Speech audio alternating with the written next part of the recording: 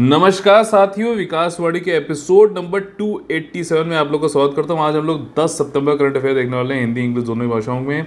इस पीडीएफ की जो पीडीएफ है ये टेलीग्राम चैनल में आपको मिल जाएगा। डिस्क्रिप्शन बॉक्स में उसका लिंक दे रखा है। यूपीएससी यूपीपीसीएस के हमारे पेड ग्रुप चालू है। ज़्यादा जानकारी के लिए 9650347272 पे आप हमसे बात कर सकते हैं। आज के जो 10 मोस्ट इंपॉर्टेंट टॉपिक हैं जो कि प्रीलिम्स और मेंस एग्जामिनेशन में आ सकते हैं यूपीएससी यूपीपीएससी बीपीएससी और अदर स्टेट पीसी एग्जामिनेशंस में, वो है ये सारे जिनको अब हम लोग देखेंगे विस्तार से। देखिए, भीतरकनिका वाइल्ड लाइफ सेंचुरी वन्य जीव अभयारण्य कहाँ पे लोकेटेड है? ओडिशा में। ठीक, इन्होंने दो जो है एक्वाकल्चर वाली कंपनीज हैं। एक्वाकल्चर मतलब मछली पालना, पूरा जो है पानी में और भी चीज़ें, जैसे कोई मान लीजिए नकली मोती की जो है फार्मिंग करनी है, जो सच्चा मोती होता है उसी को फार्मिंग करनी है। एक्वाकल्चर में जो भी चीज़ें होती हैं, जो भी जैसे पैसे बनाए जाते हैं, तो उसको एक्वाकल्चर बोलते हैं।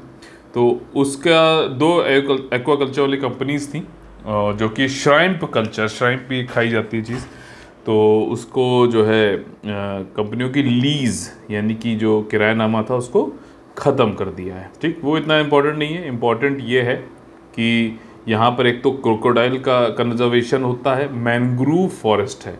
भारत में सबसे ज़्यादा बड़े मैंग्रोव फॉरेस्ट हैं सुंदरबंस, और उसके बाद भीतरकनिका वाले ही मैंग्रोव्स उसके सेकंड नंबर पे सेकंड लार्जेस्ट हैं। ठीक है, सेकंड नंबर पे सेकंड लार्जेस्ट है, मतलब ये समझ लीजिए।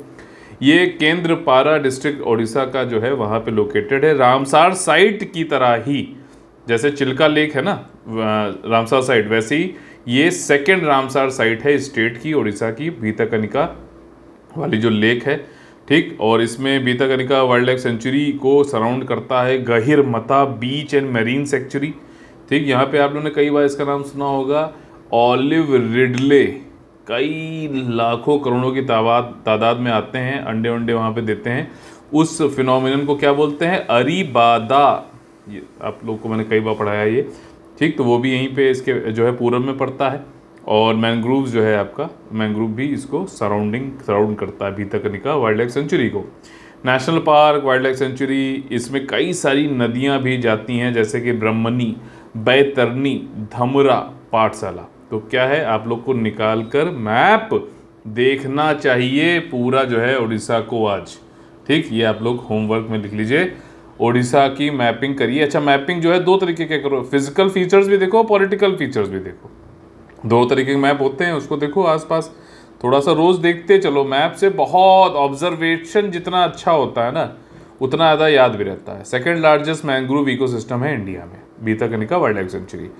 नेक्स्ट क्वेश्चन जो है वो, नेक्स्ट टॉपिक जो है वो है इकोनॉमिकली वीकर सेक्शन। ठीक, किसमें? जनरल कैटेगरी में। Economically weaker section in general category का जो कोटा है, रिजर्वेशन है आपका पब्लिक एम्प्लॉयमेंट में, सरकारी नौकरियों में और शैक्षिक संस्थानों में, एजुकेशनल इंस्टीट्यूशन में। तो इसको लेके कई सारी याचिकाएं, बहुत मतलब सुप्रीम कोर्ट में कई लोगों ने याचिका दायर की है। ठीक, तो अभी यहाँ पर जो कॉन्स्टिट्यूशनल अमेंडमेंट किया गया था 103rd, ठीक, उसको उसी के अंतर्गत ये ईडब्ल्यूएस कोटा लाया गया था। ठीक, इसमें कहा जाता है कि जो जनरल कैटेगरी है, सामान्य कैटेगरी, उसका जो 50% है, ठीक, रिजर्वेशन के बाहर, उसमें से हम रिजर्वेशन दे रहे हैं। ठीक, अलग से नहीं है, मतलब पूरा मतलब वो नहीं है, जो इसको बढ़ा नहीं सकते हम, जो SC ST OBC दिया जाता है दिव्यांगजनों को, उसमें से नहीं दिया जा रहा है, हम तो जनरल कैटेगरी में से काट के दे रहे हैं, ऐसा सरकार का कहना है। ठीक, फिर भी याचिका दायर की गई हैं। यहाँ पे कई सारे जो है कौन कौन किसको EWS का कोटा मिल सकता है, उसकी कुछ रिक्वायरमेंट, जो कंडीशंस हैं उसको पूरा करना चाहिए। 8 लाख या उससे कम इनकम होनी चाहिए पूरे हाउस होल्ड की। ठीक, पूरे हाउस होल्ड की। और जो है एग्रीकल्चर लैंड जो है 5 एकड़ से कम होनी चाहिए। ठीक, हाउस जो है 1000 स्क्वायर फीट से कम होना चाहिए।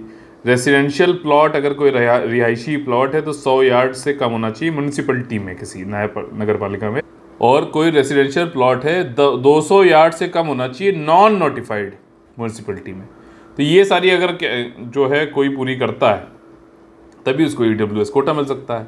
लेकिन यहाँ पे याचिका दायर की जा रही है। तो अब यहाँ पर चीफ जस्टिस ऑफ इंडिया जो है इसमें UU ललित जी, उन्होंने एक कॉन्स्टिट्यूशन बेंच, ठीक, 5 या 5 से ज़्यादा जब जजेस होते हैं सुप्रीम कोर्ट के, कोई जो है पीठ में यानी कि बेंच में, तो उसको कॉन्स्टिट्यूशन बेंच बोलते हैं। तो उसमें उन्होंने कहा है कि हमने 3 प्रमुख मुद्दे रखे हैं, उनके हिसाब से तय होगा कि ये जो 103 कॉन्स्टिट्यूशनल अमेंडमेंट एक्ट हुआ था जिसके अंतर्गत 10% ईडब्ल्यूएस का कोटा दिया गया था, ठीक, तो ये क्या बेसिक स्ट्रक्चर ऑफ कॉन्स्टिट्यूशन का उल्लंघन करता है या नहीं। बेसिक स्ट्रक्चर की बात करी गई थी केशवनंदा भारती केस में 1973, ठीक, एक मठ के जो है अब ये समझ लो कि हेड थे, तो उनका नाम केशवनंदा भारती था, उन्हीं के नाम से ये। तो बेसिक स्ट्रक्चर में ये बताता है, बोला जाता है कि पार्लियामेंट, ठीक, आर्टिकल 368 के अंतर्गत पूरे संविधान को बदल सकता है लेकिन बेसिक स्ट्रक्चर को नहीं बदल सकता। ये चीज मतलब मूल जो ढांचा है हमारे कॉन्स्टिट्यूशन का, जैसे कि आपका जो है फंडामेंटल राइट्स हैं कुछ, जैसे इंडिपेंडेंस ऑफ जुडिशरी है, कई सारी पूरी लिस्ट है अलग अलग। उन्होंने कहा कि जब टाइम टू टाइम पे हम बताते रहेंगे, एकदम पूरी लिस्ट नहीं कर सकते, बता सकते, ठीक। तो इसमें राइट टू लाइफ, ये सब बेसिक स्ट्रक्चर, इसको नहीं बदल सकते। तो क्या ईडब्ल्यूएस कोटा ने उल्लंघन किया है बेसिक स्ट्रक्चर का? इसके लिए 3 जो है कारण, 3 जो है उस प्रमुख मुद्दे यूरू ललित जी ने, पूरी कॉन्स्टिट्यूशन बेंच ने निकाले हैं, जिसके बेसिस पे ये चीज़ देखी जाएगी कि उल्लंघन हुआ है बेसिक स्ट्रक्चर का कि नहीं। मुझे लगता है कि आप बहुत आसान भाषा में मैंने आपको समझा लिया होगा। अब वो 3 मुद्दे कौन कौन से? एक तो ये देखना है कि क्या जो रिजर्वेशन है वो इकोनॉमिक, आर्थिक आधार पे दिया जा सकता है, पहला मुद्दा। आसान करके बता रहा हूँ, वैसे तो बहुत सारी चीज़ में लिखी हुई हैं। इसके बाद दूसरा उन्होंने बोला है कि जो एडमिशन शैक्षिक संस्थानों में दिया जा रहा है, निजी शैक्षिक संस्थान यानी कि प्राइवेट अनएडेड इंस्टीट्यूशंस, अनएडेड मतलब ये एड्स वाला एड नहीं है, ये मतलब सरकार के द्वारा कोई भी वित्तीय सहायता नहीं दी जाती है।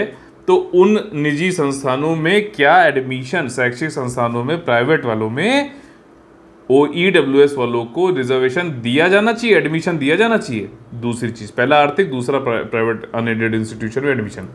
तीसरा ये है कि बाकी जो कम्युनिटीज हैं जिनको रिजर्वेशन भारत में मिलता है, ठीक, जैसे ओबीसी, एससी, एसटी, ठीक है, तो उन लोगों को क्यों इस ईडब्ल्यूएस के 10% के रिजर्वेशन से बाहर रखा गया है। तो इन 3 प्रमुख मुद्दों पे देखकर फिर ये डिसीजन लिया जाएगा। जो भी वाद विवाद होंगे इसी पे ही होंगे, इन 3 मुद्दों पे, और उससे फिर डिसीजन आखिरी में आएगा कि भैया ईडब्ल्यूएस कोटा जो लाया गया 103 जो है कॉन्स्टिट्यूशनल अमेंडमेंट के अंतर्गत, तो क्या इस अमेंडमेंट ने ईडब्ल्यूएस कोटा लाकर basic structure of constitutional amendment, basic structure of constitution का उल्लंघन किया है कि नहीं किया है। ठीक, आसान बिल्कुल। अब मेरे ख्याल से अब इसको एक बार आप चाहो तो फिर से रिपीट करके सुन लेना, बिल्कुल समझ में आ जाएगा। और इसकी देखिए ये वाले जो टॉपिक्स होते हैं ना, इन पे क्वेश्चन आते हैं तो आपको समझ में आता है कि कहाँ चालू करें कहाँ से ना करें। तो आपको बहुत ही क्लैरिटी होनी चाहिए, अंडरस्टैंडिंग होनी चाहिए, तभी आप एज पर द क्वेश्चन का डिमांड आप आंसर लिख पाओगे। अगला टॉपिक है जॉब पॉलिसी फॉर ट्रांसजेंडर। अब यहाँ पे सुप्रीम कोर्ट ने गवर्नमेंट को कहा है कि 3 महीने में आप लोग को नीति बनानी है, पॉलिसी बनानी है कि ट्रांसजेंडर्स जो हैं उनको किस प्रकार से एम्प्लॉयमेंट आप बना के दे रहे हो। मतलब आप जैसे कई सारी नौकरियां निकालते हो तो हर जगह ट्रांसजेंडर के लिए भी जगह होनी चाहिए, तो वो चीज़ 3 महीने में नीति बनाओ। ठीक, ये चीज़ सुप्रीम कोर्ट ने गवर्नमेंट को बोला है। ये क्यों आई वाली बात आगे, क्योंकि देखिए एक शानवी पुन्नू स्वामी, ये तमिलनाडु की हैं, ट्रांसजेंडर हैं। इनका मतलब सपना था कि airline cabin crew, air hostess बने, ठीक है, लेकिन ये बन नहीं पाई थी बिकॉज ये ट्रांसजेंडर है, तो काफ़ी भेदभाव इस तरीके के थे। तो इन्होंने याचिका दायर की और फिर सुप्रीम कोर्ट ने अभी एक्शन लिया कि भैया हम भेदभाव नहीं कर सकते ट्रांसजेंडर से, उनको नॉन डिस्क्रिमिनेशन जो है मिलना चाहिए पूरा हर जगह जहाँ पे भी एम्प्लॉयमेंट है। डिस्क्रिमिनेशन नहीं कर सकते आप, आर्टिकल नंबर 15, ठीक है, फंडामेंटल राइट है ये, उसमें ट्रांसजेंडर का भी राइट है। ठीक, और सरकार, सुप्रीम कोर्ट ने ये भी कहा कि भैया तुमने खुद जो transgender persons protection of rights act 2019 में बनाया था, उसको खाली शब्दों तक मत सीमित रखो, उसको जमीन पर लागू भी करो। ठीक, ये चीज़ उन्होंने कहा, कुड नॉट डिस्क्रिमिनेट, रिक्रूटमेंट हो, प्रमोशन हो, प्राइवेट में सब जगह जो है, प्राइवेट मतलब वो गवर्नमेंट नौकरी हो या प्राइवेट नौकरी, वो वाली बात, तो सब जगह आपको एम्प्लॉयमेंट किस प्रकार से ट्रांसजेंडर को मिलना है या मिल सकता है, ये नीति आप तैयार करिए। कोर्ट ने ऑर्डर है department of personal and training, ठीक, और सोशल जस्टिस सामाजिक न्याय और अधिकारिता मंत्रालय को कहा है कि आप कोलैबोरेट करो national council for transgender person, जो ऊपर एक्ट बताया था ना उसके अंतर्गत ये वैधानिक निकाय है, संवैधानिक नहीं याद रखना, national council for transgender person, ठीक, परिषद है, तो उसके साथ में मिल बैठ के बैठो और नीति को तैयार करो अगले 3 महीने में। इंपॉर्टेंट है, सोशल इश्यूज से क्वेश्चन जीएस पेपर 1 में जरूर आएगा, जरूर आएगा, ठीक। ट्रांसजेंडर संबंधित जो भी पहले सुप्रीम कोर्ट के केसेस हैं उनके बारे में भी आपको मालूम होना चाहिए, ठीक है। अगला जो टॉपिक है, आज पॉलिटिकल गवर्नेंस से काफ़ी ज़्यादा टॉपिक है, uniform civil code article number 44 यानी कि DPSP, directive principle of state policy, या फिर राज्य के नीति निर्देशक तत्व, ठीक, जिसमें आर्टिकल नंबर 44 आता है, वो ये कहता है कि यूनिफॉर्म सिविल कोड होना चाहिए। अब सिविल मैटर्स कौन कौन से होते हैं भाई? इनहेरिटेंस हो गया, डिवोर्स हो गया, एडॉप्शन हो गया, ठीक, गोद लेना, विरासत, तलाक या फिर मैरिज, ये सब सिविल मैटर्स हैं। क्राइम मैटर्स कौन से होते हैं? ठीक, चाकू भोग देना, सीधी सी बात है मतलब मर्डर कर देना, किडनैपिंग कर लेना, ठीक। तो मैं आपको खाली आसान करके यहाँ पे समझाना चाहता हूँ, सिविल मैटर्स हैं ये वाले और क्राइम मैटर्स हैं। अब आप सोच रहे हो कि यार यूनिफॉर्म सिविल कोड की जगह सर क्राइम क्यों बता रहे हो? मैं इसलिए बता रहा हूँ क्योंकि भारत में, ठीक, सिविल कोड यूनिफॉर्म नहीं है लेकिन क्राइम कोड यूनिफॉर्म है। कोई भी व्यक्ति चाहे किसी भी रिलीजन का हो, अगर मर्डर करेगा तो आप जो है आईपीसी की धारा 302 के अंतर्गत जो सजा है वो सभी के लिए, चाहे हिंदू हो, मुस्लिम हो, सिख हो, ईसाई हो, सबके लिए सेम है।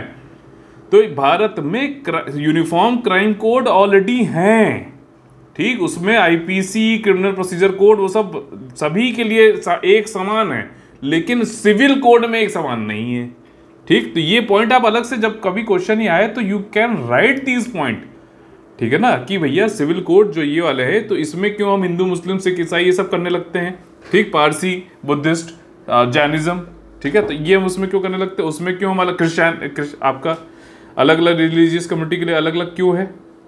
तो यूनिफॉर्म वो भी हो भाई। हिंदू कोड जो बिल आया था 1950s के टाइम पर, वो भी तो उसने भी तो यही किया था ना कि जो हिंदू हैं उनके लिए, सबके लिए सिविल कोड कर दिया। अब हिंदू शब्द जो है उसमें कॉन्स्टिट्यूशन के हिसाब से कौन कौन आता है भाई साहब? सिख भी आते हैं, आपने लक्ष्मीकांत या फिर वैसे भी पढ़ा होगा, सिख आते हैं कि नहीं आते हैं? बुद्धिस्ट भी आते हैं जहां तक मुझे याद आ रहा है।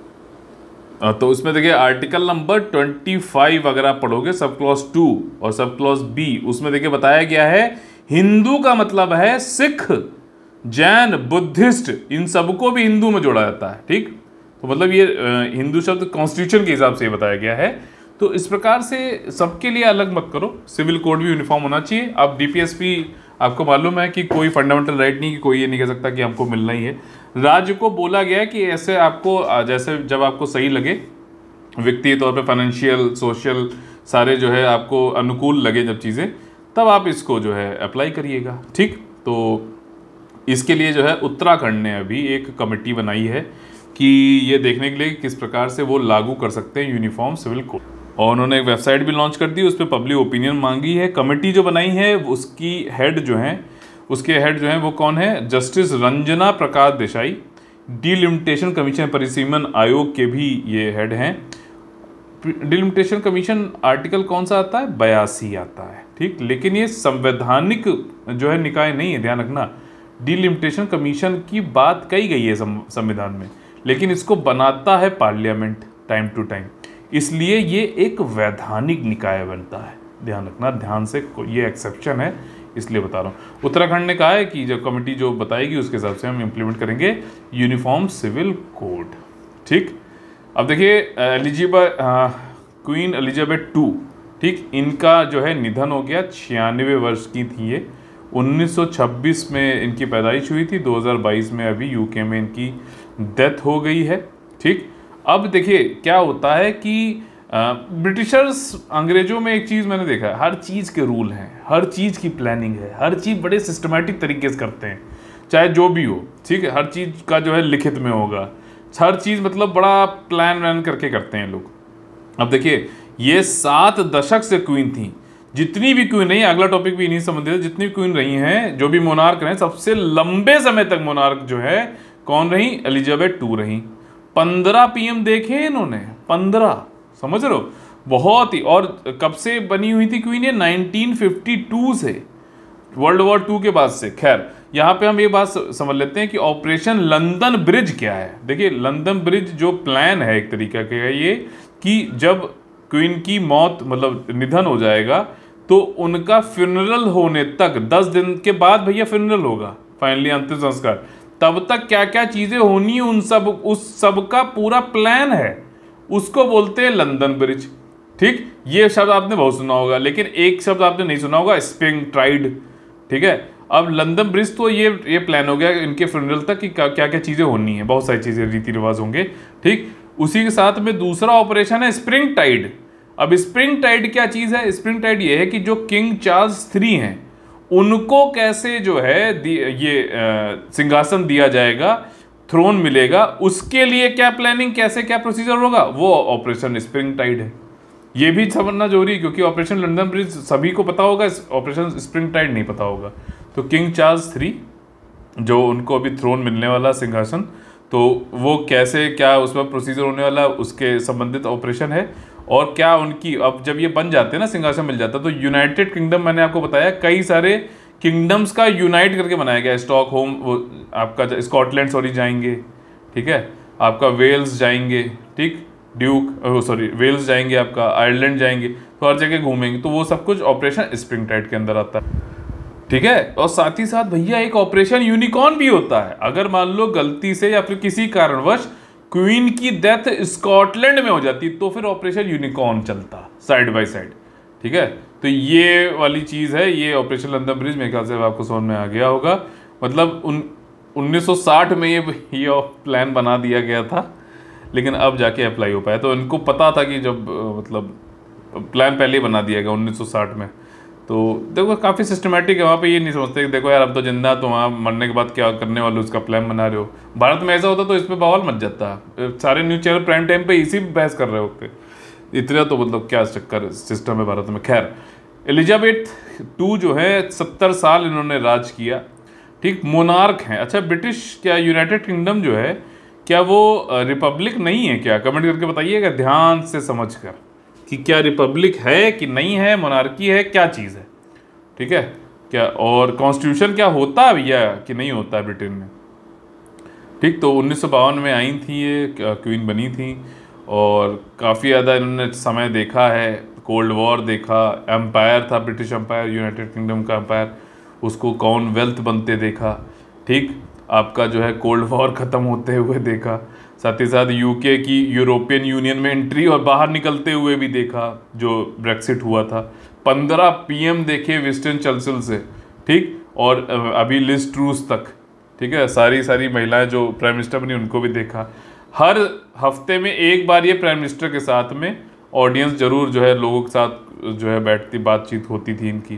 ठीक, और क्वीन का नाम जो था वो था Alexandra Mary Windsor, Mayfair London में इनकी पैदाइश हुई थी। और इनके जो पति थे, ठीक, Duke of Edinburgh Prince Philip, ये पिछले साल इनकी डेथ हो गई थी 2021 में।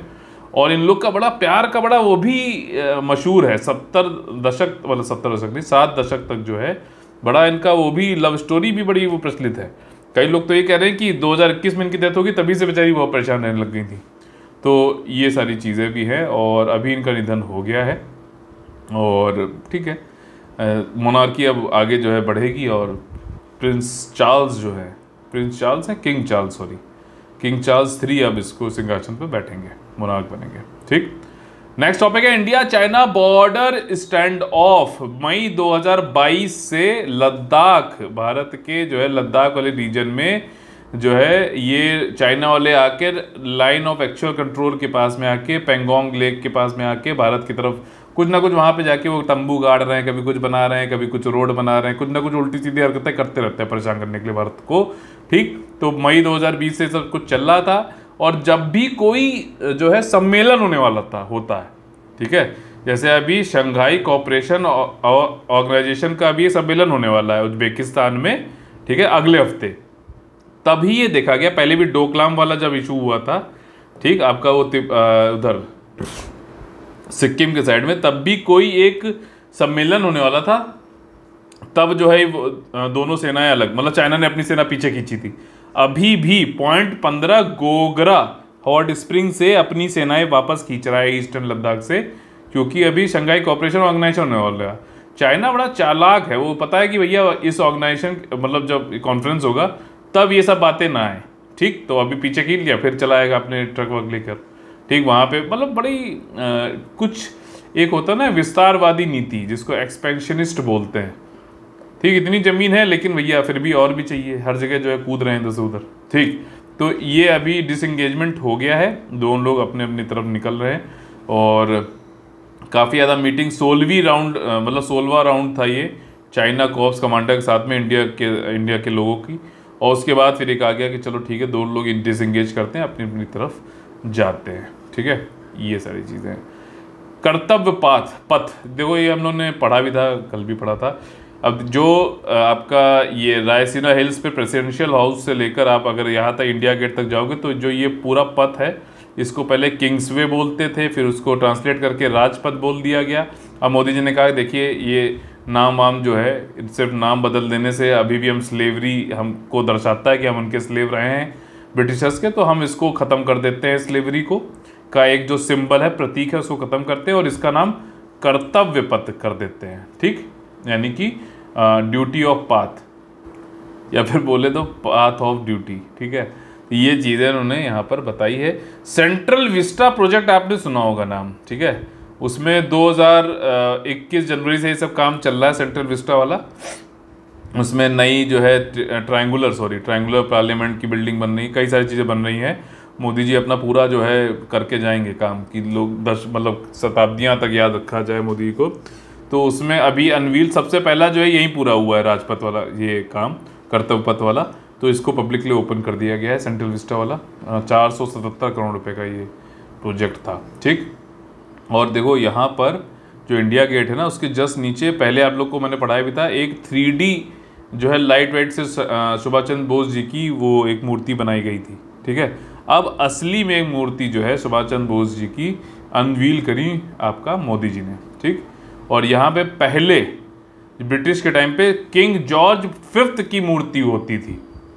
किंग जॉर्ज 5th, जैसे ही मैंने पढ़ा मुझे याद आया कि यार ये तो वो व्यक्ति लग रहा है जो दिल्ली दरबार के टाइम में भारत में आया था।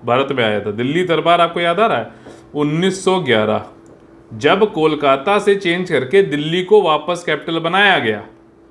ठीक, तब आपका दरबार मुगल से उन्होंने लिया था शब्द, और ये इस चीज़ को दर्शाता था कि जो एम्परर है या एम्परस है पूरे ब्रिटेन के साम्राज्य का, जब उसका कोई नया एम्परर या एम्परस आती है, तब जो है ये दरबार इसको कॉमरमेट करते हैं, दरबार रखा जाता है। तो 3 बार भारत में हुआ था, 1877, 1905 है, एक बार कमेंट करके बताइएगा। 1911 में तो जो है आपका ये किंग जॉर्ज 5th, और ये अकेले मतलब एम्परर ने जिन्होंने शिरकत की थी भारत में आके। ठीक, तो ये किंग जॉर्ज 5th यहाँ पे आए थे। ये वही किंग जॉर्ज 5th हैं जिनकी यहाँ मूर्ति थी पहले ब्रिटिश के टाइम पे, फिर बाद में हटा दी गई थी। अब तो सुभाष चंद्र बोस जी की मोदी जी ने लगवा दी है। ठीक, मतलब प्रधानमंत्री वही है तो उन्होंने लगवाई है। खैर, अगला टॉपिक है स्पेंट न्यूक्लियर फ्यूल। अब तमिलनाडु में आपको पता है कुंडनकुलम है, वहाँ पे न्यूक्लियर रिएक्टर है। न्यूक्लियर रिएक्टर में यूरेनियम यूज होता है, रेडियो एक्टिव मटेरियल होता है, न्यूक्लियर फ्यूल होता है। वो फ्यूल का उपयोग होने के बाद भी वो खतरनाक होता है, तो उसको रखने के लिए एक अलग से जो है एक जगह बनाई जाती है जिसको AFR बोलते हैं। AFR मतलब अवे फ्रॉम रिएक्टर फैसिलिटी। ठीक, इसको बनाने के लिए सुप्रीम कोर्ट ने बोला था तमिलनाडु स्टेट को और साथ ही साथ nuclear power corporation of India limited को। ठीक, कब बोला था भैया? 2013 में। ठीक, तब उन्होंने कहा कि चलिए ठीक है, एक्सटेंशन दे देते हैं आपको ये AFR बनानी है, 2018 तक बना देना है। ठीक, अच्छा, जब ये बनाना ऐसे नहीं जाके जो है कमरे बना दिए ख़त्म, आपको एटॉमिक एनर्जी रेगुलेटरी बोर्ड और एक्सपर्टीज सब कुछ तमिलनाडु गवर्नमेंट सबको लेते हुए फिर उसके बाद बनाना है। ठीक, NPCIL और ये तमिलनाडु की स्टेट को मिलकर बनाना है। अब ये 2013 में बात कही गई थी, 2018 तक बनाना था, 2018 तक बनाया नहीं, तो उन्होंने कहा कि कोई बात नहीं, अब तुमको जो है फाइनल एक्सटेंशन दिया जा रहा है 2022 तक। 2022 चल रहा है। ठीक, अप्रैल 30 2022 तक बनाना था, फिर भी नहीं बनाया। तो अब उन्होंने कहा कि अब जो है NPCIL जो है कह रहा है कि जुलाई 2026 तक प्लीज़ एक्सटेंशन दे दीजिए, हम बना देंगे। तो सुप्रीम कोर्ट क्या बोलेगा? ठीक है, वो भैया आदेश ही दे सकता है, कोई बिल्कुल ही जो है क्या बोलें, ठीक है। तो कोई नहीं करना चाह रहा तो क्या कर सकते हैं। खैर यहाँ पे आप ये कहेंगे कि सर इसमें कंटेम्प्ट ऑफ कोर्ट और इस टाइप की चीज़ नहीं बिल्कुल लगा सकते हैं, लेकिन अगर हर जगह contempt of court supreme court भी लगाने लगती है ना, तो भैया डर खत्म हो जाता है लोगों को। फिर ये लोग लगता है अरे क्या हुआ, कंटेम्प्ट कोर्ट और लगा देंगे, एक हमारा और जो है चालू हो जाएगा। अब यहाँ पे संस्था की बात है, कोई एक व्यक्ति तो है नहीं, ठीक। तो ये न्यूक्लियर फ्यूल जो होता है ये थोड़ा ख़तरनाक होता है, ऐसा नहीं है कि यूज़ हो गया तो फिर कहीं भी उसको डाल दो, ठीक। तो उसके लिए FR बनाना पड़ता है, जो कि एक्सपर्टीज़ के बाद ही बनता है। बहुत ज़्यादा इंपॉर्टेंट आज का टॉपिक अगर कहा जाए तो वो है ह्यूमन डेवलपमेंट इंडेक्स से संबंधित। कौन निकालता है? UNDP निकालता है, यूनाइटेड नेशन डेवलपमेंट प्रोग्राम निकालता है, इसको पब्लिश करता है, ठीक। ह्यूमन डेवलपमेंट इंडेक्स में इंडिया की 2021 में क्या स्थान आया है? 132 स्थान आया है 191 कंट्रीज में, ठीक। इससे पहले जो आंकड़ा आया था 2018 का था, और उसमें जो है हमारा जो स्कोर था उससे हमारा स्कोर अब की बार गिरा है, ये ध्यान रखिएगा। कारण क्या है? कोविड-19, ठीक। और ये जो सूचकांक होता है, इंडेक्स होता है, इसमें 4 संकेतक होते हैं, इंडिकेटर्स 4 होते हैं, ठीक। 3 जो है डायमेंशन है, लेकिन 4 संकेतक हैं, ध्यान रखना। एक है जीवन प्रत्याशा, यानी कि लाइफ एक्सपेक्टेंसी एट बर्थ, ठीक। ये आपका हेल्थ से संबंधित है, ये डायमेंशन है, ये इंडिकेटर है लाइफ एक्सपेक्टेंसी एट बर्थ यानी कि जीवन प्रत्याशा, ठीक। दूसरा जो है वो एजुकेशन संबंधित है, इसमें 2 संकेतक हैं। एक तो एक्सपेक्टेड ईयर्स ऑफ स्कूलिंग, मतलब जब बच्चा पैदा हो रहा है तो कितने साल तक ये मान सकते हैं कि ये पढ़ेगा, एक्सपेक्टेड, ठीक। और दूसरा इसी के अंदर आता है एजुकेशन इंडेक्स के अंदर, वो है मीन ईयर ऑफ स्कूलिंग, ठीक। मतलब कि एक तो बच्चा जब पैदा हो रहा है तो एक भाई लाइफ एक्सपेक्टेंसी जैसे है कि ये कहा जाता है कि हाँ 70 साल तक 67 साल तक जो है जिएगा, उसी प्रकार से कोई बच्चा पैदा हो रहा है तो कितने साल तक ये पढ़ सकता है। तीसरा जो इसका संकेतक है वो ये है कि जो अभी बच्चे हैं उनमें कितने साल की एवरेज वो लोग स्कूलिंग कर रहे हैं, ठीक। ये तीसरा संकेतक है, और ये दोनों संकेतक आपका एजुकेशन इंडेक्स के अंतर्गत, डायमेंशन के अंतर्गत आता है। चौथा संकेतक है GNI, gross national income per capita, यानी कि पूरी नेशनल इनकम निकालो आप, नेशनल इनकम। अब इसमें देखो आपका ग्रॉस नेशनल इनकम बोला जा रहा है, यानी कि भारतीय अगर कोई भारत के बाहर, भारत की टेरिटरी के बाहर भी है लेकिन वहाँ से कोई रेमिटेंस या इस तरीके से कुछ भेज रहा है तो उसको भी जोड़ के, और कोई फॉरेनर है इंडिया से बाहर पैसे भेजा उसको नेट निकाल के फिर इनकम है निकाली जाएगी, divide by total population of India. तो ये क्या आ जाएगा? पर कैपिटा इनकम, ठीक। ये GNI इंडेक्स के अंतर्गत आता है। बिल्कुल एक एक चीज़ बता रहा हूँ ताकि क्वेश्चन आ जाए तो भाई गलत मत कर देना, ठीक है। मेरी पूरी कोशिश यही रहती है आप लोगों के लिए। बस आपको क्या है कि अगर नहीं आ रहा तो रिवाइज करो, फिर भी आप पेड ग्रुप में जुड़े हो तो भैया डाउट पूछो ना, कौन कह रहा मना कर रहा है, ठीक। तो ये जो है 4 संकेतक 3 डायमेंशन के अंतर्गत SDI निकाला जाता है। भारत में स्कोर गिरा है, ठीक। रैंक है 132, टोटल कंट्रीज 191। कौन निकालता है? UNDP। साथ ही साथ इस रिपोर्ट में, ह्यूमन डेवलपमेंट रिपोर्ट में आपका एक तो हो गया ह्यूमन डेवलपमेंट इंडेक्स, एक जेंडर इनइक्वालिटी इंडेक्स भी निकालता है। तो उसमें भी पूरी दुनिया में भी गिरी है जेंडर इनइक्वालिटी, ठीक है ना, यानी कि लैंगिक असमानता पूरे दुनिया में गिरी है, भारत में भी गिरी है, ठीक। भारत का स्कोर जो गिरा है इस बार 2018 में 0.645 था, इस बार कितना है? 0.633 गिरा है। उसका मेन कारण है जीवन प्रत्याशा कम हो गई, कोविड की वजह से लोग खत्म हो रहे हैं, बहुत खत्म हुए हैं, तो उसकी वजह से जीवन प्रत्याशा भारत में बताई इन्होंने 67.2 ईयर्स हो गई, पहले 70.7 ईयर्स थी, ठीक। स्कूलिंग जो है एक्सपेक्टेड ईयर्स ऑफ स्कूलिंग वो 11.9 ईयर्स ही है, और मीन ईयर ऑफ स्कूलिंग भी 6.7 ईयर्स है। GNI पर कैपिटल लेवल जो है $6,590 है, ठीक है। अब ये देखो, ये थोड़ा सा भ्रमित करने वाली फिगर हो सकती है, क्यों? क्योंकि देखिए ये एक तरीके का जो है आपका ये समझ लो कि एवरेज टाइप से निकल गया, ठीक है। अब इसमें हर व्यक्ति के हिसाब से दिखा तो रहा है ये, लेकिन इसमें तो अडानी भी है, अंबानी भी है, हैं, और एक वो गरीब भी है जिसके पास $6 नहीं है। तो ये क्या है कि पूरे को सबको, अब मान लीजिए 100 रुपए थे, 10 लोग थे, डिवाइड किया तो 10 रुपए दिखा रहा है कि हर किसी के पास है, लेकिन हो सकता है किसी के पास सिर्फ 2 ही रुपये हों और किसी के पास 40 रुपये हों, ये भी तो हो सकता है ना। तो ये इसका एक क्रिटिसिज्म मान लो, इस पर आपको आ जाता है क्वेश्चन कि एनालिसिस करो, तो ये सब क्रिटिसिज्म में लिखोगे भाई, यहीं तो ऐसे ही तो निकालना होता है। और मैं इतना क्यों समझाता हूँ आपको ये चीज़ें, बताओ, ताकि कुछ भी पूछ ले आपके पास पॉइंट्स तैयार होने चाहिए। वो तभी तैयार होंगे जब आप आसान भाषा में उसको समझ पाओगे, उसका एप्लीकेशन समझ पाओगे। थ्योरी में रहोगे, वर्ड को ही खाली ये टोल मटोल करते रहो, कुछ नहीं होने वाला। आसान भाषा में पूरा समझ में आना जरूरी, उसको अप्लाई नहीं कर पाए तो क्या फायदा हुआ पढ़ने का। ठीक, फिर तो न्यूज़ रीडर है, वो टीवी पे देख के बोलती रहती है, वैसे बोलते रहो, क्यों फायदा नहीं। समझा जो नहीं पाया वो कुछ नहीं कर पाया फिर। ठीक, तो अगर आपने समझना है तो पूरी चीज़ आप पढ़ो, सेल्फ स्टडी भी करो उसके बाद, और कोई डाउट हो तो पूछो। और आज का जो कोट, मोटिवेशनल कोट है, मैंने कुछ इसी प्रकार का रखा है कि आप लोग को पूछने पे मैं चाहता हूं कि पूछना बहुत जरूरी है डाउट्स। ठीक, जेंडर इनइक्वालिटी गिरी है, और मतलब जेंडर इनइक्वालिटी बढ़ी है, असमानता बढ़ी है। ठीक, लैंगिंग 6.7% बढ़ गई है, ग्लोबली बोल रहे हैं, इंडिया में नहीं। ठीक है, सिर्फ इंडिया में नहीं, ग्लोबली हर जगह बढ़ी है।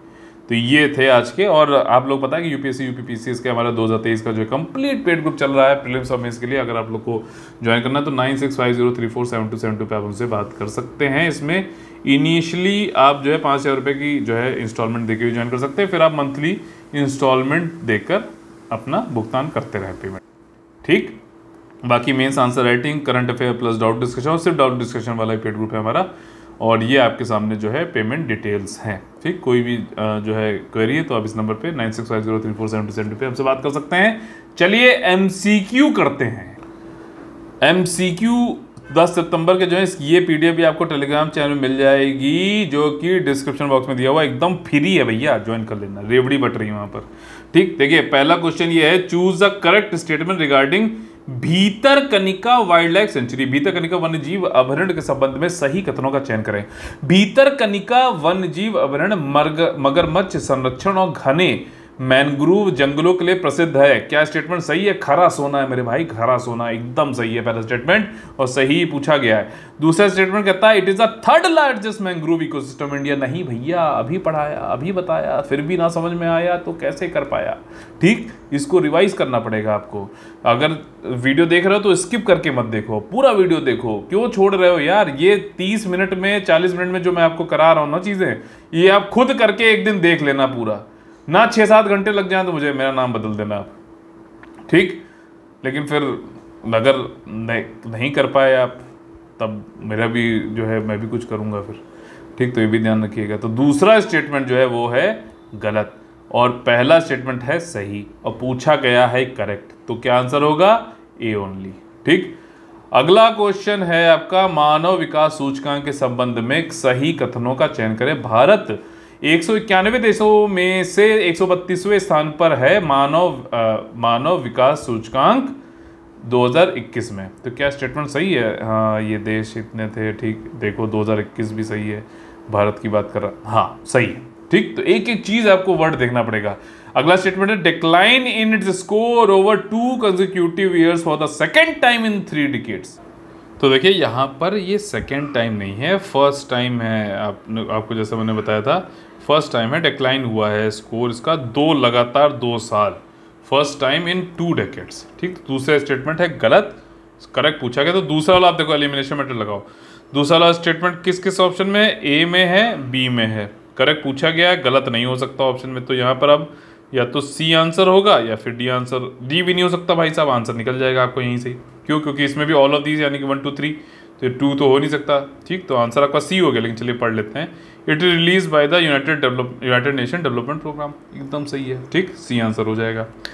अगला जो क्वेश्चन है वो है Kudankulam nuclear power plant is situated in which state. आय हाय, कोई अगर ये गलत क्वेश्चन करके आ जाए तो भाई साहब वहीं पे सीट के ऊपर खड़े होकर उठक बैठक करने लगना। इतना इजी क्वेश्चन है। ठीक, कुंडमकुलम, अब आपको देखो ये वाला क्वेश्चन तो तमिलनाडु है, समझ में आ गया। ठीक, लेकिन आप लोग क्या करो, भारत में जहां भी चलते हुए, अभी सिर्फ उतने पढ़ लो जो चल रहे हैं। ठीक, जिनको, जैसे एक है गोरखपुर हरियाणा में है, वो बनने वाला है। ठीक, तो उसको जो न्यूज़ में है तो चलो एक बार देख लेना, वो तो यहाँ पे हम लोग करंट अफेयर पढ़ ही लेंगे, लेकिन जो चलते हुए वो कौन कौन से स्टेट में है। नरोरा है, उत्तर प्रदेश में है। ठीक, आपका जो है काइगा है, तारापुर है, कहाँ कहाँ स्टेट में ये पढ़ना है। ठीक, ये और कुंडम कुलम तो भैया तमिलनाडु में। बहुत सरल क्वेश्चन है, बहुत सरल, बहुत। ठीक क्वेश्चन नंबर 4 जो है, सही कथन आपको चुनने हैं यूनिफॉर्म सिविल कोड से संबंधित। Article number 44 of the constitution lays down that the state shall endeavour to secure a uniform civil code for the citizen throughout the territory of India. तो ये तो स्टेटमेंट भैया पूरा पूरा उठा के दे दिया गया है 44 वाला। तो पहला स्टेटमेंट क्या है, सही है। ठीक, सही पूछा गया है आपसे, तो ये पहला स्टेटमेंट होना चाहिए। तो बी आंसर नहीं हो सकता। ठीक, मतलब आपको सिर्फ यही पता था, तो बी आंसर नहीं हो सकता। 3 में से कोई आपको करना है, और इस प्रकार के जो क्वेश्चन होते हैं आपको थर्ड रीडिंग में करने होते हैं। ठीक, अगला जो स्टेटमेंट है, जस्टिस रंजना प्रकाश देसाई कमिटी है sought suggestions and recommendation from residents of Uttarakhand. बिल्कुल सही बात है, अभी रिसेंटली हम लोग ने कराया गया है। मान लीजिए क्वेश्चन पे आता है ये, तो ऐसा बताया जाएगा, तो इसको आप जो है बिल्कुल सही है, कोई दिक्कत नहीं है। ठीक, दूसरा स्टेटमेंट हो जाएगा आपका। तो दूसरा वाला किसमें है, अब आपका इसमें है। ठीक, इसमें नहीं है तो सी। अब आपके जो है 2 एलिमिनेट कर लिया आपने, ए या फिर डी में से कोई एक आंसर हो सकता है, डिपेंड करेगा 3 पर। 3 क्या है, it comes under fundamental right. हाँ, ये तो गलत है, फंडामेंटल राइट तो हो नहीं सकता, इसलिए आंसर हो जाएगा ए, डीपीएसपी में है, मैंने अभी बताया आपको। ठीक, अगला टॉपिक है, economic reservation India was passed by which amendment of the constitution. ठीक, इकोनॉमिकली वीकर सेक्शन हो गए, यहाँ पर थोड़ा सा मिसप्रिंट हो गया। मिसप्रिंट क्या, मतलब प्रिंट ही नहीं हुआ है। इकोनॉमिकली वीकर सेक्शन रिजर्वेशन जो है इंडिया में was pass by amendment of constitution. कौन सा, अच्छा चलो ये बताओ। ठीक, 103 वाला तो ईडब्ल्यूएस से संबंधित है। 104 वाला किससे संबंधित है, आपका आंग्ल भारतीय जो है उनका रिजर्वेशन पॉलिटिकल सीट के लिए जो होता था वो खत्म कर दिया गया, राज्य में और संसद में दोनों में। ठीक है, और आपका जो है SC STs के लिए जो सीटें हैं वो 10 साल के लिए और बढ़ा दी गई हैं।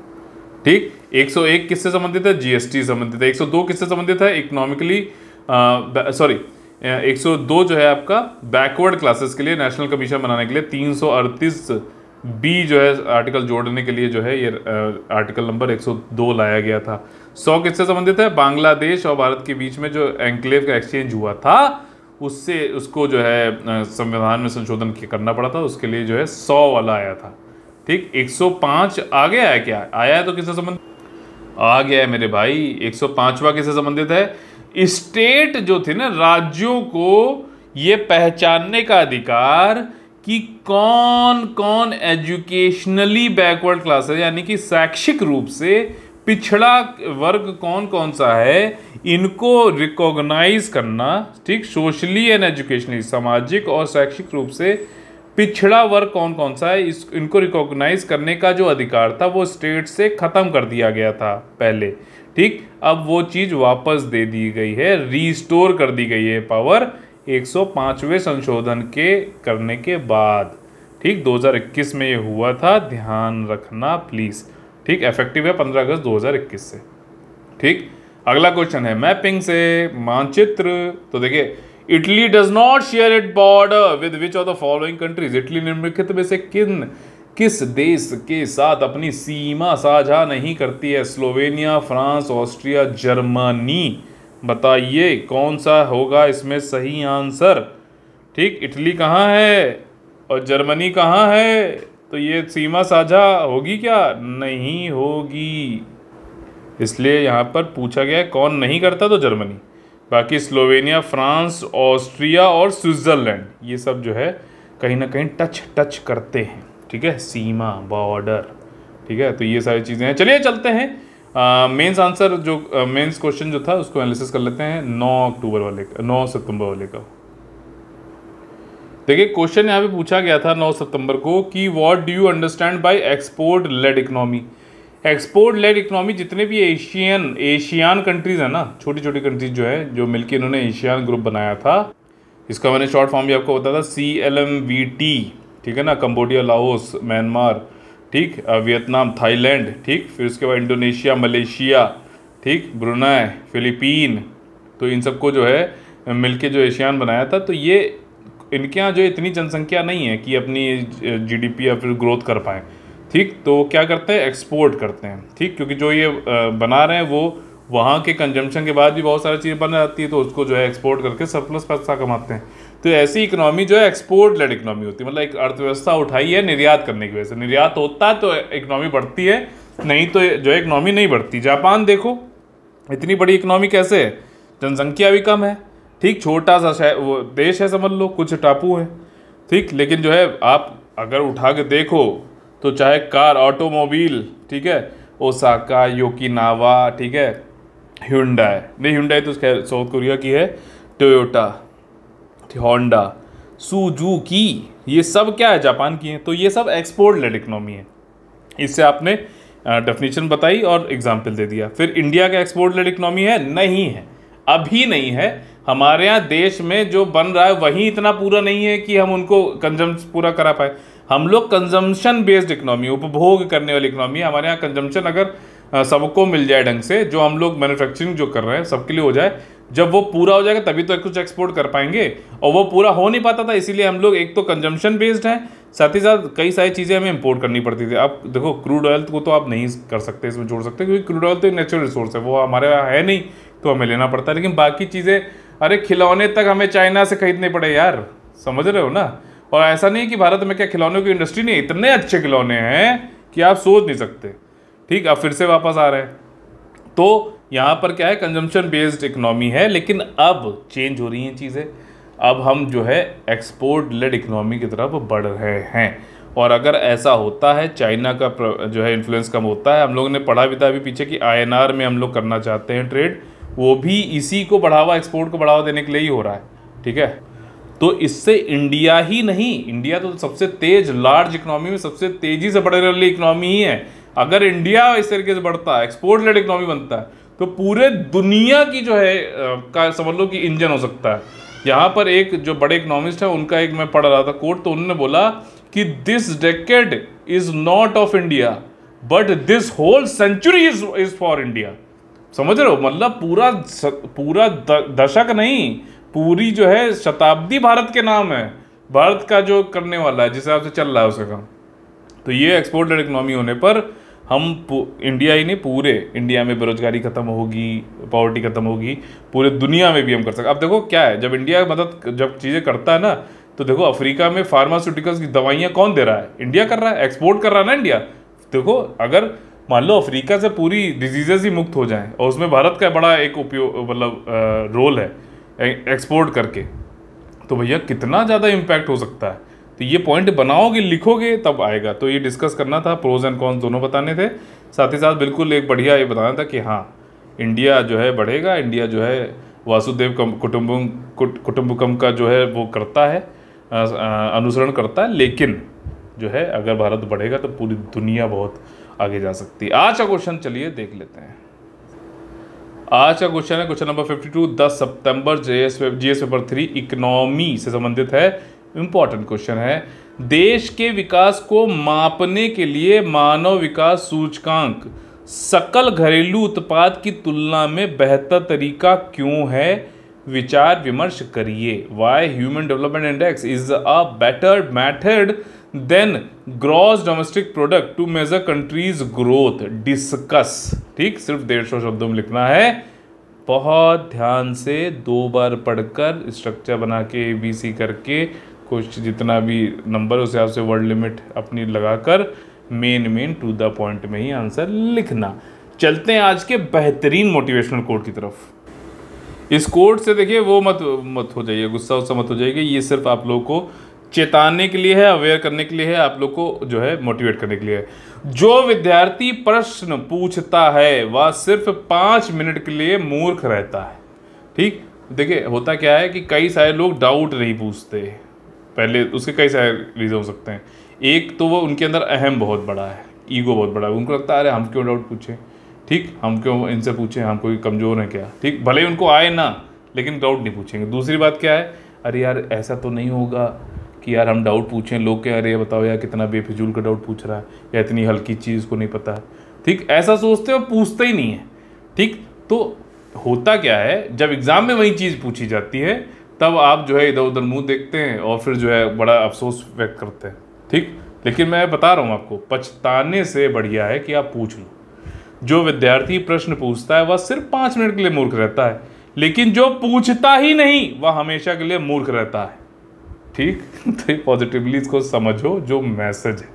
ठीक है, मूर्ख बनने की जरूरत नहीं है, मतलब परमानेंट मूर्ख बनने की जरूरत नहीं है, टेम्परेरी मूर्ख बन सकते हैं। पूछिए और जो है क्लैरिटी लाइए और एग्जाम में अच्छे से आप, तब आपको याद भी आएगा अच्छा हुआ था यार मैंने पूछ लिया था, नहीं तो ये क्वेश्चन आज मेरा सही समय पे जो है सही नहीं होता। ठीक, तो चलिए मिलते हैं अगले वीडियो में, तब तक के लिए आप लोग को बाय बाय, जय हिंद जय Bharat, all the very best है, वंदे मातरम।